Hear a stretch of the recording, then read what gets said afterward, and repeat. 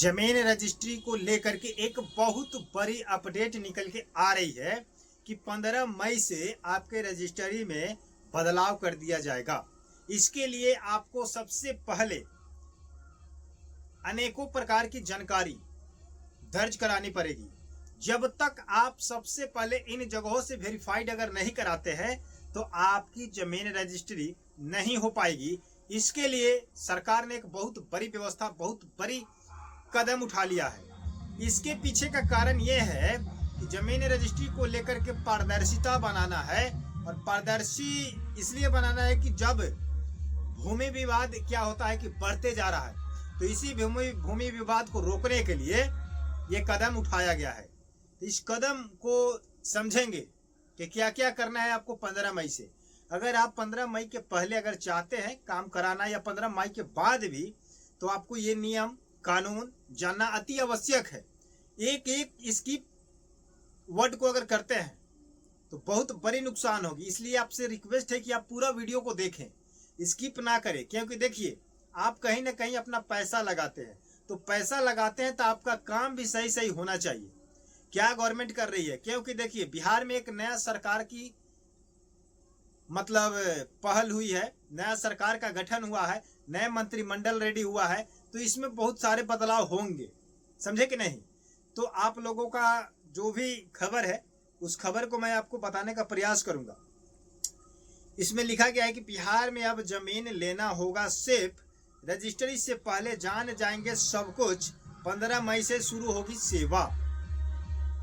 बिहार में जमीन खरीदने और बेचने की प्रक्रिया को सुरक्षित और साफ बनाने के लिए सरकार ने नई व्यवस्था शुरू करने जा रही है। अब रजिस्ट्री से पहले खरीदार जमीन की पूरी स्थिति, मालिकाना हक, विवाद, कर्ज और सरकारी रिकॉर्ड की जानकारी सीओ या राजस्व अधिकारी से ले सकेगा। यानी कि सबसे पहले आपको जमीन की रजिस्ट्री नहीं कराना है, सबसे पहले आपको जा करके सीओ और राजस्व अधिकारी से मिल करके उस जमीन को जांच कराना है। जांच कराने के बाद आपको देखना है कि इस पर कोई दिक्कत तो नहीं है, कोई परेशानी तो नहीं है, कर्ज तो नहीं है, विवाद तो नहीं है, ये किसका मालिकाना हक साबित करता है। इन सभी चीज को आप क्या करेंगे, जानेंगे। जानने के बाद उसके बाद आप साफ क्या कीजिएगा कि आप इस जमीन को ले सकते हैं, समझे कि नहीं। उसके बाद लिखा है कि बिहार सरकार जमीन की खरीद बिक्री की प्रक्रिया को ज्यादा पारदर्शी और सुरक्षित बनाने के लिए नई व्यवस्था शुरू किया है। अब कोई भी व्यक्ति जमीन खरीदने से पहले अंचलाधिकारी यानी सीओ से उस जमीन की पूरी जानकारी ले सकेगा। इससे खरीदार को पहले ही पता चल जाएगा कि जिस जमीन को वह खरीदने जा रहा है उसका मालिकाना हक, असली स्थिति क्या है, समझे कि नहीं। उसके बाद आप खरीद सकते हैं। इसमें आपको सही सही ब्यौरा देना है। करीब 13 प्रकार की जानकारी भी देना है। 13 प्रकार की जानकारी देना है, जैसे खाता, खेसरा, रकबा, उसके बाद आपका जमाबंदी, चौहद्दी, उसका असली स्थिति क्या है, उसके डॉक्यूमेंट, खतियान है तो नया दस्तावेज है, ये पूरी प्रक्रिया आपको देना है। सरकार की नई सुविधा फिलहाल वैकल्पिक और आमतौर पर 15 मई से लागू की जाएगी। ये आप लोग स्पष्ट हो जाइए कि 15 मई से लागू हो जाएगा। और अभी की व्यवस्था में कई बार बाद में पता चलता है गड़बड़ी। अब तक जमीन की रजिस्ट्री जो भी प्रक्रिया चल रही थी उससे मुख्य रूप से सिर्फ जमीन मालिक और रैयत के बीच संबंध की जानकारी देखी जाती थी, लेकिन जमीन की वर्तमान स्थिति और असली मालिकाना हक या जमीन पर पहले से किसी विवाद की पूरी जानकारी साफ नहीं मिल पाती थी। तो अब आपको सब कुछ क्लियर हो जाएगा। इसी वजह से कई लोग जमीन खरीदने के बाद भी परेशानी में फंस जाते थे और बाद में पता चलता था कि जमीन पहले से बेची जा चुकी है और सरकारी जमीन है, उस पर कर्ज है या मुआवजा लिया जा चुका है।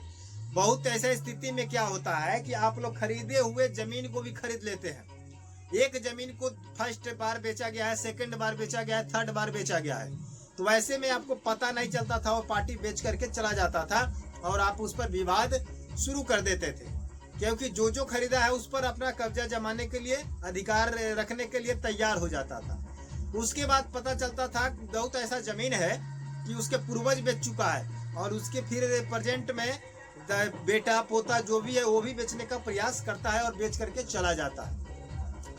उसके बाद ऐसा जमीन होता है कि जिस पर कर्ज लिया गया है, लोन लिया गया है, सरकारी जमीन है। बहुत सारे ऐसी स्थिति आती है कि आपको अपना जमीन बता करके, खानदानी बता करके, रैयती बता करके और उस जमीन को बेच दी जाती है। बाद में जब आप जाते हैं मोटेशन कराने, उसका रसीद कटाने, तो क्या होता है कि पता चलता है कि ये जमीन सरकारी है, आम गरमजरुआ है, समझे कि नहीं, स्कूल का जमीन है, मंदिर का जमीन है, तो कहीं और का जमीन है, रिकॉर्ड से पता चल जाता है। तो ऐसी स्थिति में आपका 5 लाख 10 लाख जो भी रुपए होते हैं फंस जाते हैं। तो अब आपको फंसने की आवश्यकता नहीं है।